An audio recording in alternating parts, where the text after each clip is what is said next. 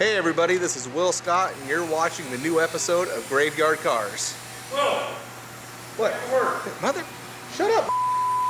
Sorry about that. This time on Graveyard Cars. We just got our firepower car back from the dipper. It's actually not in too bad a shape. We were hoping to be a little bit better, but considering some of the jobs that we've done in the past, this isn't too bad.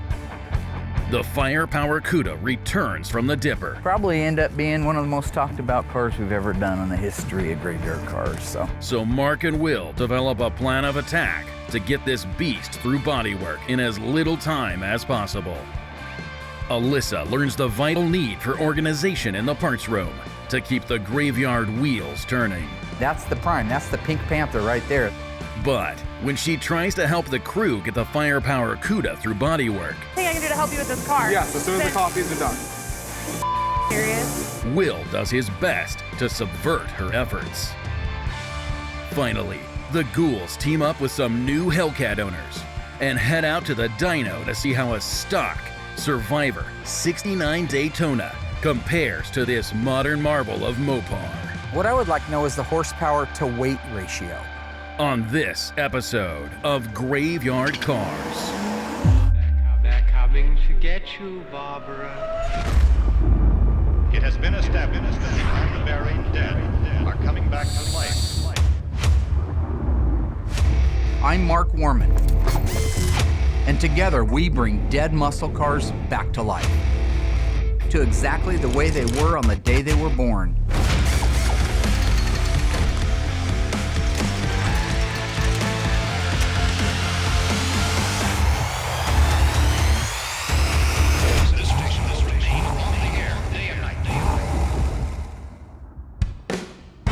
In case you were watching Hellcat videos on YouTube, or maybe just cat videos, here's what you missed. Alyssa took charge, Mike, there's no tomorrow. We gotta get this started today. helping Mike and Mark ready the 383 engine and drivetrain for Buck's 71 Challenger RT. Go ahead. Dave and Alyssa checked off the brake lines and the formed headliner with consolette. Sounds like we're going to be getting our suspension here very shortly, so. Finally, the ghouls installed the drivetrain and got this Green Go Challenger on its own four wheels. Very nostalgic. I mean, this is what everybody ran back in the late 70s, 80s. The crew was introduced to a very special project. I'm going to open the door and show you what car it is. Kind of surprising because you've had your hand on this car already. Oh, so it should be perfect. Yeah, exactly. A super secret 71 Cuda. The ghouls will be making way for a record-setting restoration because the total time for this car is 4 months. We're hoping for the best, but expecting the worst, because we always do. Will they be able to push it through the shop in time for its final deadline? Or are they biting off more than they can chew? So what I want to do is tell you what I'd like to have done so that you can relay that to the bodyman, because time is of the essence. We do not have the time that we normally would have to do everything, but we still want to do the same quality of job. Of course. Okay, looking right here, you see that we have some holes drilled here from an old repair. I want all these welded up, okay? You can see that it had body side moldings at one time. These need to be welded right. These need to be welded right. I want him to put a patch, which I just ordered from AMD, this lower quarter patch. Okay. I want him to put it on this and on the other side. Both of them need it. If you look at the trunk floor, I'm not doing quarters or rear body panel, so we're gonna section the trunk pan. We're gonna put it in right here in between these two, okay? You see that rotted area? Yeah. That's the stuff I want replaced. Am I bothering you with my television show and my restoration? That bothering your phone? You okay? Don't lose focus. Okay, I'm not. As far as the main floor, this can get a small patch in it, which I have all these patches coming. All these pieces are coming from AMD. Okay. I have a left-hand main floor, so he's gonna put a small piece in here. He's gonna put the 2 step wells in the back. It's already been dipped, so if it's a pinhole in a floor, panel bonded adhesive is just fine. But if it can be welded up, I would rather see it welded up. Don't let that phone bother you. Don't let it distract you. It's I'm here to help distracting you. I'm listening to you right now. I want him to make patches for all of these pieces right here. I actually ordered the rust out piece from AMD, so if it shows up, he can put that whole piece in. But otherwise, I want him just to make it. this brake zone. The front aprons are beautiful on this car. They don't need anything. So the first thing I want you doing is going through here, sanding everything. Double check for any holes that need to be welded up, but I don't think there are any. This was a little 318 3-speed car. And then you can go ahead and get your epoxy going on here. The other thing I want to do is I want to add the torque boxes right here. So we're building a car with a 318? Yeah. Well, that's desirable. Yeah. Well, it is to somebody. Are all your kids beautiful? Yeah. No, in the real world, not parents looking at them, but you got one that's not so great, right? No. We all do, right? No, I don't. But you love them just the same, right? You don't look at him and say, oh, you're not as handsome as Billy, and so, you know, I don't like you as much. No, you love them all. They're all cars. They're all created equally. That's constitutional, so right? We're gonna throw a V6 or a slant 6 in the next one? No, but okay. Actually I have a slant 6 Charger. Anyway, all the rails, all the other stuff is very solid. So once all the welding is done, then I want you to go back in and do your DP90 on the bottom of it to protect it. Right. This is gonna be an undercoating car, but it'll be the last thing we do after we paint it. Can we paint the bottom of it? You can if you want to. Okay. You can if you want to. I mean, it doesn't, So this whatever's owner fastest. doesn't give a shit what we do. No, this owner does care what we do. Paint, He just has undercoat, he didn't slant care. He 6, said whatever. 318, He doesn't same have a thing. ton of money, so he just wanted it done. He just wanted the old car done. You can do whatever you want to do to get this car done in time. I don't care what it is. Well, that's nicely balanced, isn't it? You're welcome. So what do you mean you need this car done in time? What's your time frame? November. Okay. Yeah, done. Driving. Fastest one we've ever done on record. And probably just not to toot my own horn or anything, but That'd be a first. probably end up being one of the most talked about cars we've ever done in the history of graveyard cars. So the guys are all working weekends. I've already talked to them about it. Oh, you have? Yep. All Cool. 3 body men are going to work weekends. You're going to work weekends. You're going Yeah. to do whatever. No, this honeymoon thing that you think you're going to, some prima donna that works 6 hours a day. All right. I made you. I can break you. I brought you into this world. I can take you out. Okay. So if you just be a lamb fry and make sure that thing's done in time, I'll go back over to the other side and start building out all of the pods for the parts. So he's gonna go back to the office and write checks, I guess. All right. Guess I'll get the guys and bring it in and get started.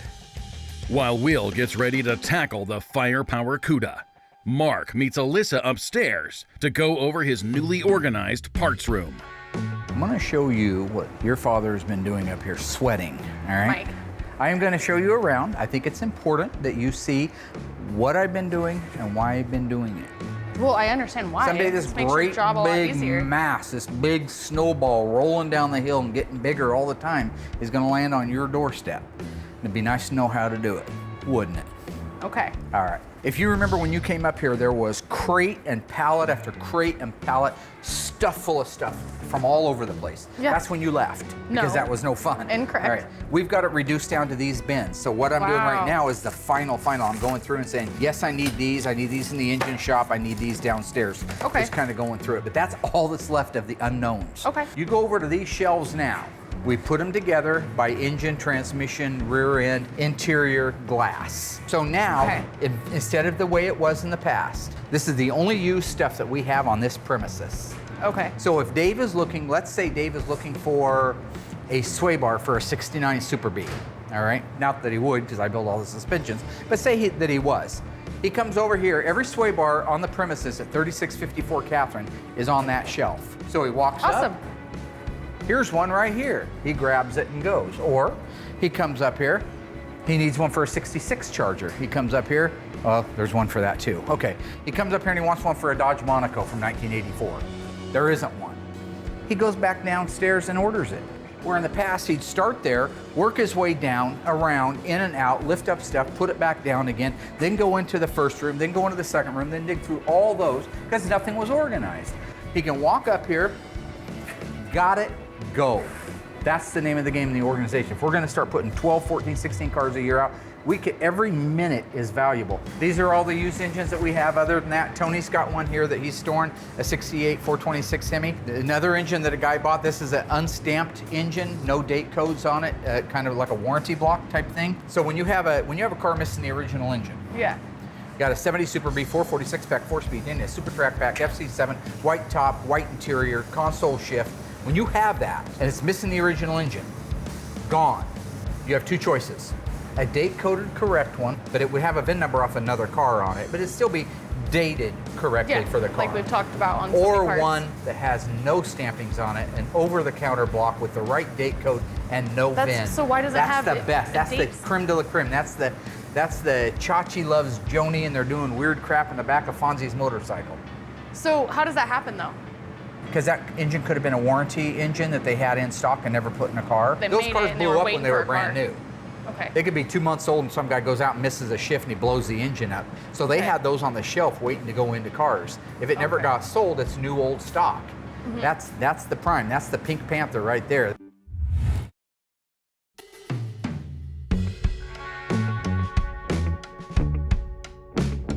The body man came out here in the yard to check this 69 GTX out for some the door hinge placement and type of bolts and stuff they were using, and lo and behold, when they swung the door open, they found a big old hornet's nest in there. So I heard them out there talking about it, so went and grabbed some of the graveyard necessity, the wasp and hornet killer, so come out here and take care of these babies for them. Body guys are a bunch of weenies. All right.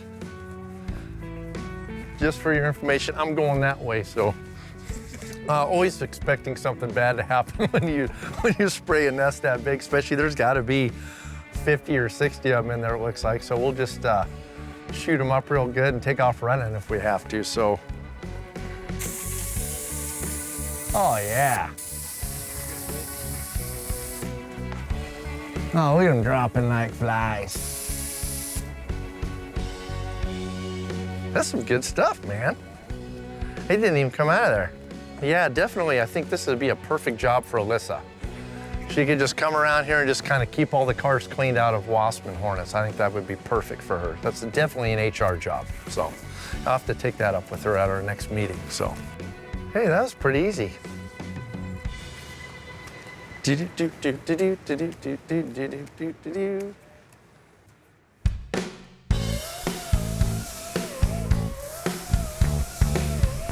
are you guys doing? Hey. Hey. Can I help? Yeah, we never got our coffees this morning.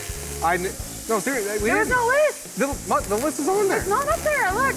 No, it is. So I know I would these. rather help you guys here. I don't want to make coffees today. Well, you offer what you can do. I know Josh wants one and I want one. Adam, Okay. he wants this chocolate milk. Can I anything I can do to help you with this car? Yes, as soon as the coffees are done.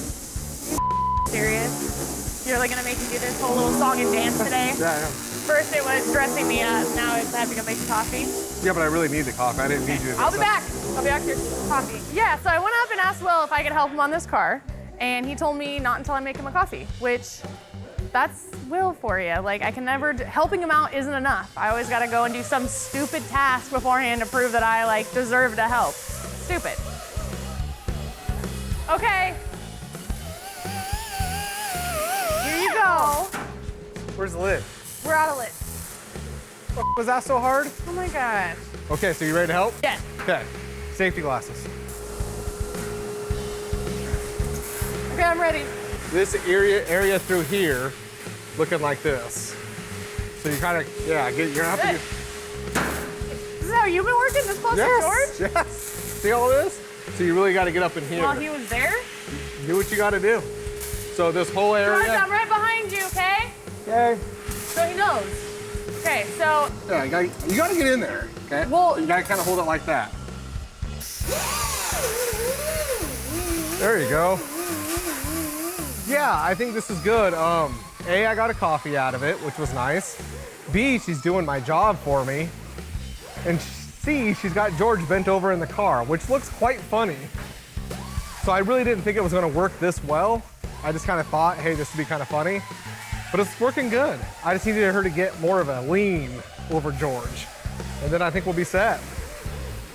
So yeah, after she gets that whole jam area cleaned up, kind of right over George's right shoulder, there's some cleanup that needs to be done, so I'm gonna have her get really deep there in a minute. What? What did he say?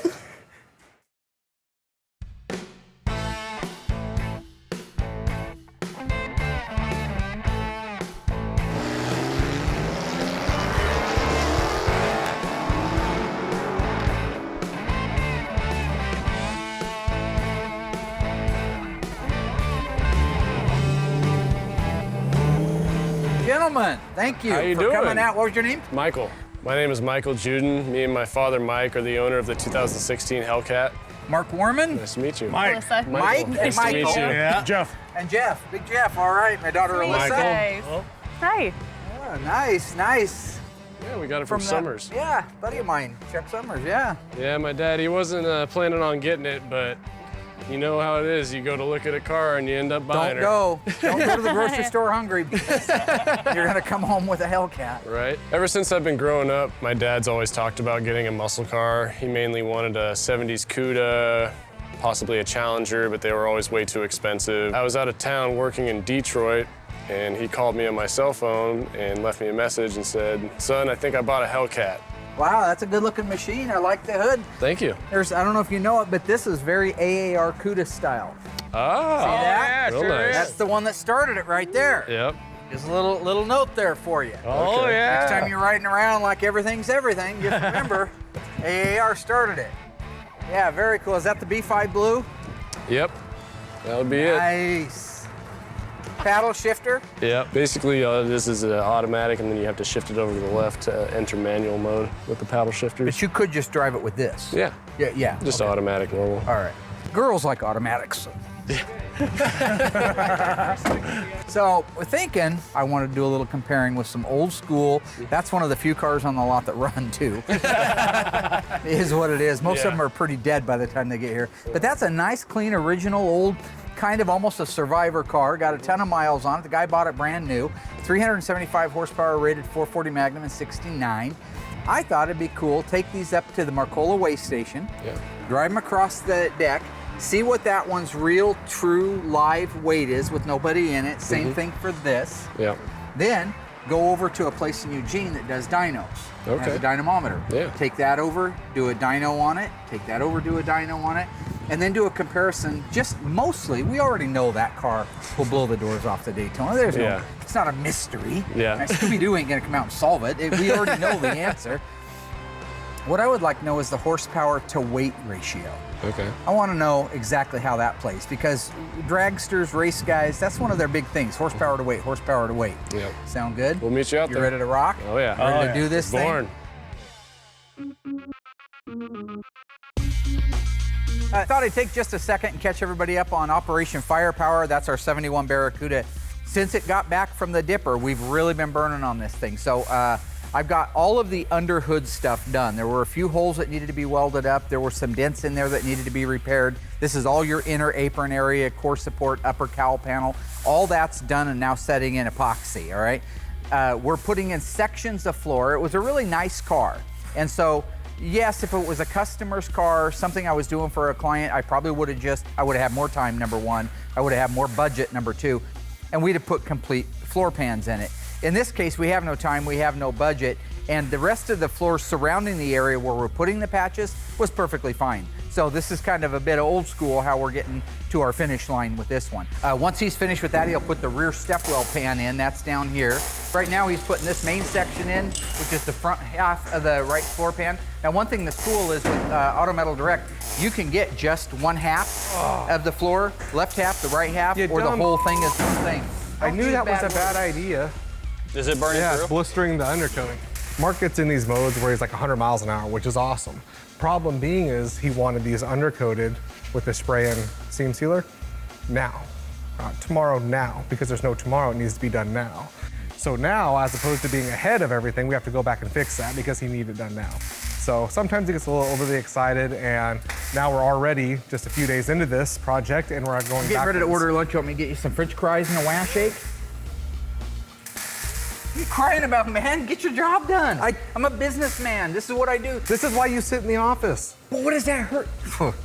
I got more done sitting in the office than you do in an entire month. So, yeah. Well, you're nice the try. owner of the company. You should. Yeah. Okay, that's a great answer. That's you. the loser's credo. All right. Don't get too close behind. Yeah. You. Good point. Not that there's anything wrong with that. The Firepower car's here. Everybody's hard at work in the body shop on the Firepower Cuda. So I'm gonna take some time to catch up on Buck's 71 Dodge Challenger. I'm gonna go ahead and start with his driver's side mirror. I'm gonna try to get some glass in the car, but it's always nice to get that driver's side mirror in first. That way you can get to all the fasteners without that glass being in the way. So I'll go ahead and slide in the remote cable, get it fixed down on there, get the screw set in, get her tightened down, and I'm ready to go on the glass. Before I install my driver's side glass, I always like to put some tape down over the painted area, and in this case, the chrome mirror. I want to protect that a little bit too from getting scratched, or actually from the glass getting scratched. I like to put the main part of the track, the front part, on the actual glass before I drop it into the car. Makes it a lot easier for me to put it in. And so with that track in place, I can drop it in as one unit. Now that the driver's side glass is in, I'll go ahead and do my upper door rubber. Upper door rubber, I kind of put a little bit of weather strip adhesive every 4 to 6 inches or so, and go ahead and install the rubber up and around and get it firmly into place. Okay, now that the driver's side's pretty much under wraps, I'm gonna go ahead and move to the passenger side. Same thing as the driver's side. I start with the mirror. In this case here, it's a fixed mirror. Driver's side was a remote mirror. This car had a cool option, having dual chrome racing mirrors, which is really nice. A lot of cars only had a single mirror. And after installing that, I go ahead and put my regulator in, go ahead and drop my glass in with all my tracks in place, get everything set, upper door rubber put in. After I get all that set up, make sure the door, glass rolls up and down correctly. Start shutting it, start adjusting it, get a nice even reveal. Yeah, the glass went in just fantastic. This is a really nice original car, so everything just fit perfectly. I didn't have to do any modifications. Everything adjusted just the way it should. Door shut nice. I got a perfect reveal, no gaps, no nothing, and it looks fantastic.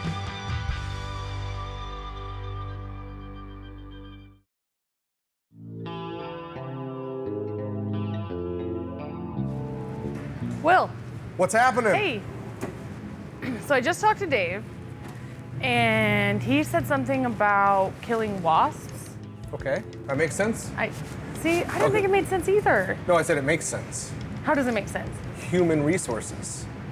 You're a human resourcing wasps. Okay. So go into the mixing room, and I think underneath there is a paint suit. No, I'm not listen, doing just this again. Hear me out. Seriously, do you want to go out there with bare skin? Yes or no? Are these aggressive wasps? They will be when you shoot them. Okay, so I have to dress up like that again. It's for your protection. Alyssa is truly like a sister to me. I love her with all of my heart. With that being said, you always have to have fun with your sister. You can't just let her just come in here and just do whatever. You gotta give her a little hell. But the hell that I give her is just humor for the people at home and myself. So she's not getting hurt. There is a chance she could get stung, but it's a little excessive what we're doing. But her best interest is always at heart. Okay. Really? No. You're a beekeeper. Embrace it. Are you serious? Yes, I promise you look like a beekeeper. I'm not a beekeeper. Today I'm going you to kill bees. Right, but I think they do the opposite. don't know that. Okay, so let's head outside. What is this? Okay, this is just to get you loosened up in case you have to run. You ready? Yep. Go. Oh, Whoa, what are you doing? this is right. It is so wrong. You got it. Okay. And back. This way? Sure. You gotta pick your own path, I see. All right, see? How'd I do? Good, except you went in instead of out, but that's fine. Alyssa puts bee wrangling on hold to join her father and the new Hellcat owners for a weigh-off. It's time to find out how much each car weighs before we test them out on the dynamometer. Those two measurements will give us the weight to horsepower ratio. Right now we're at the Marcola Way Station down the highway here heading into Springfield on Marcola Road. The last time we were here was back in season 1. I did it, 130 on wet roads. That's adventurous, we're stupid. It's kind of cool because that's nostalgic for me to be able to come back out here. What we're wanting to do today is wanting to do a real live version weigh-in of the Daytona Charger and the Hellcat. You can trust all the magazine numbers and the articles, but I just like to see it for myself. I'm gonna put the car at 4050. That's my weight on the Charger Daytona. Well, you're already That ain't wrong. bad at all. 43.20. All right, Port, get out. What? You guys laughing. I honestly have no idea, so I'm just gonna take a wild guess and say 4,100. Dang, it's under 4K. That's crazy. Good Lord, you weigh a lot. Are you sure it's me? Well, I don't know, you got out and that thing started squeeching and flipping like some kind of a slot machine. Okay, Dad. 39.60, not a bad guess, not a bad guess. 39.60. That's real, because that car's pretty complete. The jack and the spare are even in it. I mean, that car's real complete. All right, pull it off. I would expect both of them would be within a reasonable range of that. And I think Chrysler's calling that one in at 45, 46, somewhere on the Hellcat. It sounds nice, though. Right there. Right there. Good. Stay in there and let it calculate. Probably guess the Hellcat to be somewhere between 4,400 and 45, so I'll go with 4,450. Want to see what you weigh? I'm about Holy. 150. 2.5 tons, man. I know. I told him we were gonna be close to 5K. All right, hop out, muscles. You got to get off the scale there. Oh, I was 10 pounds off. That's a pretty good guess. It's in the magazine. How the hell's that a guess? I said it was Mine was a real guess. Well, you're 10 pounds off. Yeah. All right. Probably fuel, right? Probably just fuel. I might be a spitter in there. 44.40. Yeah. Okay, now we got our weigh-ins. Looks like we're talking 480 pounds difference. The Hellcat to the Daytona. So now that we've got that, we're gonna go over and do a dyno on it, and this is real horsepower to the ground, not to the crankshaft. This is net horsepower versus gross horsepower, which is the way it was measured in '69.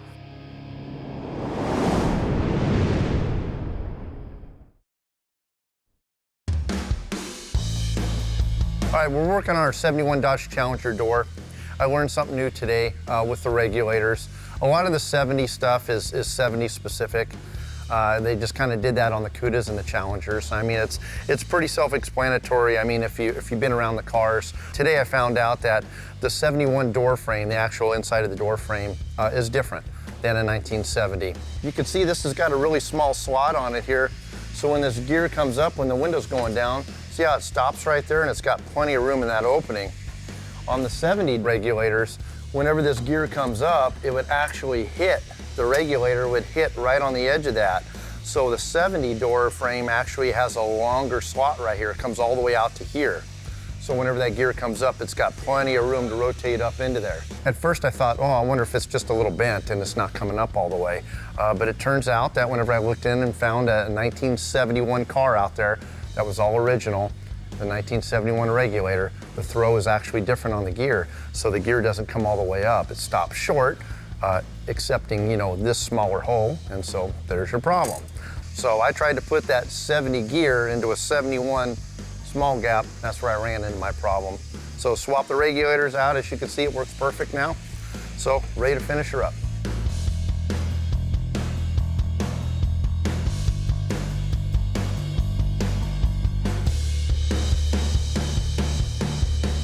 Right now we're over in Eugene at a shop called FTW Tuning.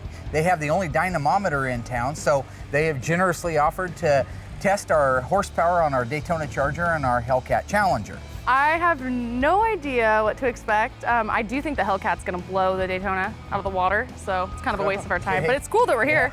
It's 50 years newer and a lot more technology. Honestly, I think the Hellcat's probably gonna do better. I mean, a lot of people love the old style muscle cars, and I'm just a fan of the newer style muscle cars. They handle much better, they have a lot more power, but I mean, if you can afford it, you might as well get an old one as well. I'm just telling you that in 1969, this thing set and broke world records.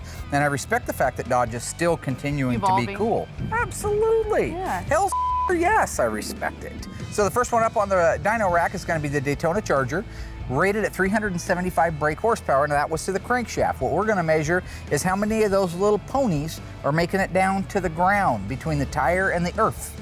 200 horsepower to the dirt. Can we do it now? I second that, yes. Let's shoot this maternal lover. He's got issues.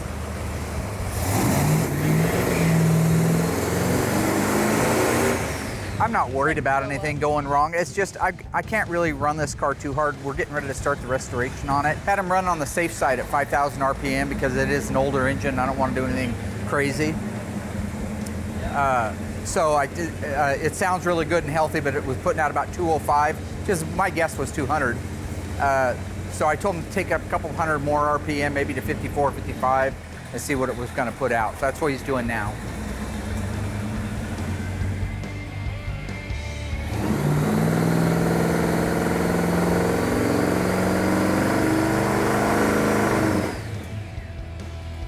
The old girl did good at 205 horsepower to the tires.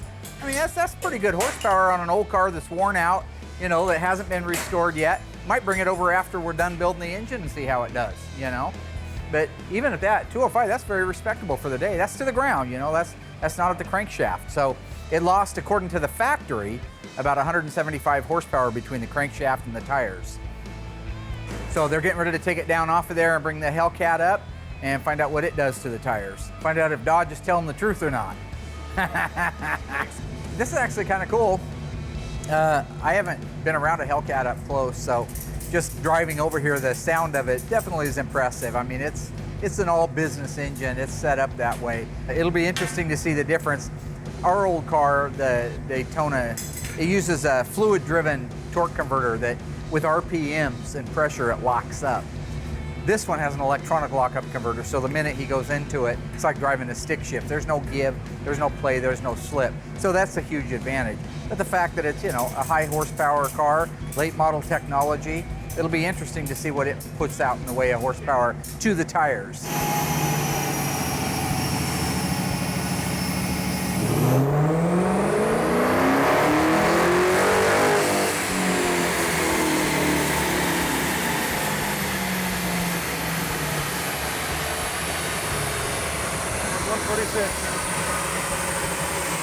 Your Subaru sound like that?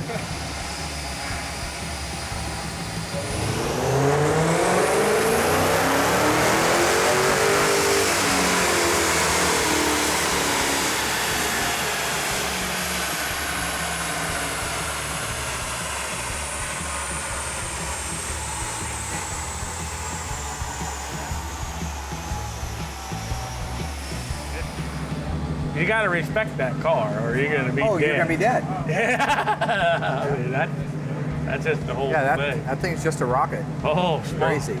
I'm so proud of Dodge. I mean, they were doing it back in the day, and they're doing it now.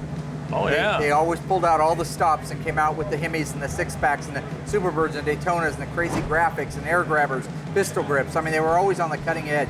Now they come out with this insane contraption. Oh. You better respect it or you're gonna be dead. Oh, yeah, that's a fact. So under ideal conditions, it's gonna run at 680 horsepower. But today we ran it a couple times. It's really hot. I think it's over 100. It feels like it. So it's running at 650, which Yep. is still amazing. It's great. I mean, what more could you ask for? Yeah. And when that's gonna take flight. It's a factory Gosh. production car, and it's putting 650 horsepower to the wheels.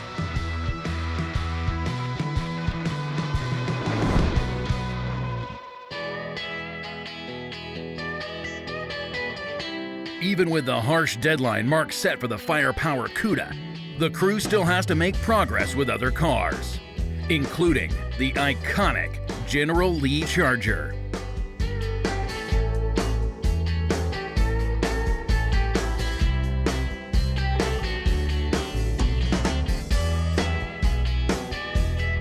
The bodymen lay down some elbow grease and finish out the back end of the car.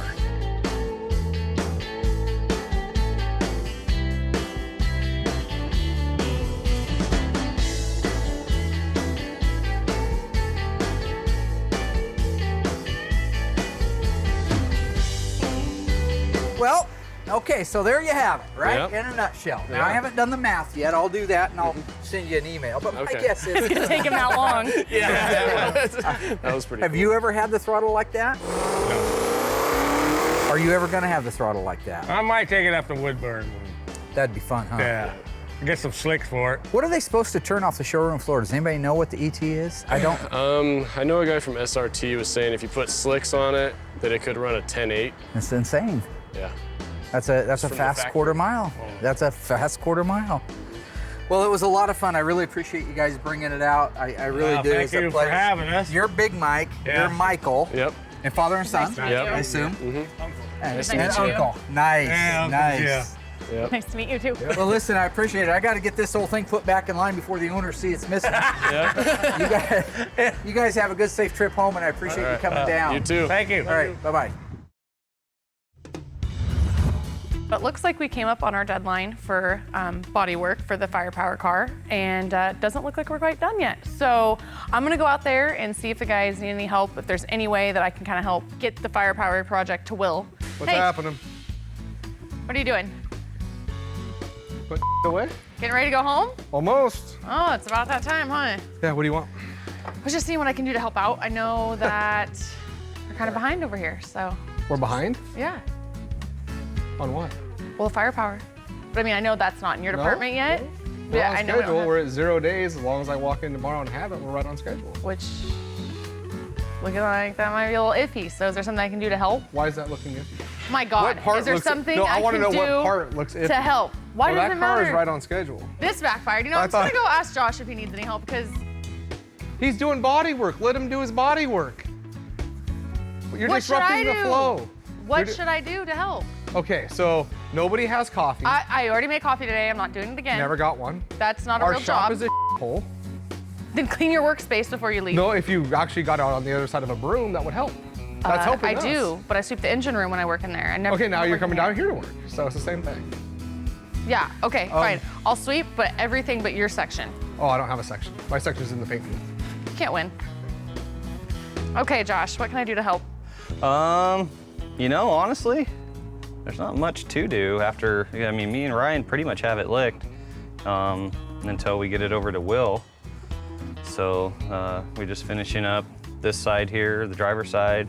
Wow. Just the bottom of the fenders, part of the rocker, and part of the quarter, and it'll be ready for Will. So Wow. honestly, yeah, there's not. So we're actually gonna make a deadline?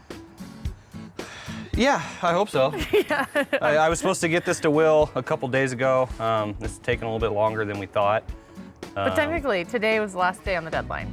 We pretty much have this all Alyssa, taken don't care slow of. Josh down. You asked me first, do you want to help or not? Yeah, sure. I'll see you later, Josh. Have a great one. Oh, man.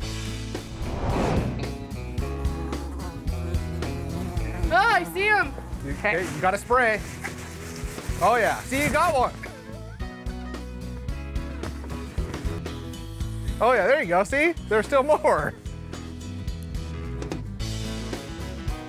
They're all, Hill him. yes. Hill him. Oh, coming out now. They're coming out now. What are you? Okay. Call me if you need me. You're all good to go? Oh my gosh, thank you. You're what? You thank Dave. Oh, I will. Okay, so go ahead and go to the fender. Once I got a chance to get back to the graveyard, start digesting some of the numbers, I got the calculator out. Remember now, our Daytona's an original car. It was bought brand new by the same owner that still has it today, so it's pretty much the way. Wheels and tires have been changed. Chrysler, when they weighed them, they were dry weight. Ours probably has some fluids in it. It's got your oil, transmission fluid, stuff like that. But we ended up with 3,960 pounds. So that's just on the backside of 4,000 pounds. When we ran it on the dyno, its max horsepower was putting out at 5,500 RPM, 205 horsepower to the ground. That rear tire was creating, right where it married the ground, 205 horsepower. The Charger Daytona, it was a unique car, unique styling, unique idea behind the concept of the nose cone and the wing on the back. It was designed for one purpose, and that was to go around that track at NASCAR as fast as it could. And it did that. It won 22 or 23 races over its time period before it was banned. It also held the record, the first car at NASCAR to go over 200 miles an hour. So this is a pretty world-class design for its day. Now let's fast forward 40 some years, all right? The Hellcat, amazing car, everybody's talking about it, right? 2016 model car. We took it out and weighed it, weighed in at a total weight of 4,440 pounds. That was wet, again, it had fuels in it, which Chrysler usually weighed them dry. Took that over to the dyno, all right? That one at the same, ironically, at the same RPM of 5,500, was creating 681 horsepower to the dirt. to the ground. That's a lot of earth being moved. That's an amazing task. A heavier car, yes, but way more horsepower. Now let's crunch that down a little more. The Hellcat, 2016 Hellcat, nasty fast car, creates 0.15 horsepower for every pound of the car. All right, put that into perspective, okay? Our Daytona Charger is 0.05 horsepower for every pound of the car. The Hellcat has 3 times more horsepower to weight ratio than the 1969 Dodge Charger. And that's just amazing. That just shows you how much technology, number 1, has gone into the cars today, and 2, that Dodge is still on it, still doing great things. That's pretty amazing. I love this kind of nerdy stuff, so for me, this was a great visit to the dyno shop. In case you got distracted with Hellcat videos again, here's what the ghouls knocked out so far. Fastest one we've ever done on record. The firepower Cuda came back from the dipper, and Mark made a game plan for Will to oversee its progress through the body shop. Under Mr. Scott's watchful eye, the Cuda made it to day 0 with help from Josh and a little help from Alyssa. Mark gave Alyssa a primer on staying organized. If it never got sold, it's new old stock. That's the prime, that's the Pink Panther right there. And how parts are the lifeblood of the shop. Dave cranked out the door glass and trim on Buck's 383 Green Go Challenger RT. Mark got to meet some fans and test their new Hellcat against a stock Survivor 69 Daytona at the dynamometer for some real-world numbers and a sobering reality check. Finally, Alyssa took a course on WASP management, but will she pass her final exams? Yeah, definitely. I think this would be a perfect job for Alyssa. Are you serious? Yes, I promise you look like a beekeeper. I'm not a beekeeper. I'm Today going you to are. kill bees. Right, but I it's, think they do the opposite. don't know that.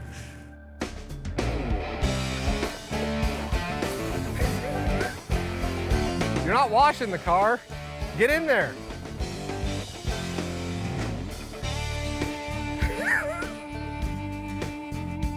Got one. Got him. Got him. Got him. That's all I can take right now. Okay. You okay? Okay, so you got the. Stressful. Oh, well, I know. That's It's like a real life video game. This is video game? Like Grand Theft Auto? I don't know how you can wear this hat all day. It's hot. Okay, well, they're still coming out. So, you got a good feel for everything? Look at all of them. Look at all of them dead on the ground. Oh, dude, there's a lot there, actually. Yeah. See? You just made my job safer and Dave's. You're welcome. All right, keep it up. There's the high five that you and Dave do every time something good happens in your life. So you should be good from this. What? What the f is that? Okay, well, keep up the good work, and I think I'm gonna call it a day. I mean, I see where this might have been necessary to keep me from getting stung, but I do feel really stupid out here running drills around rims in this suit when it's 100 degrees. So Will's definitely gonna get it this time. Like, I can't let this one slide under the rug again. I have to get it back. Are you done? Are all the bees dead, or are you gonna keep going? But maybe I'll get my dad to call a professional to come out here and do it.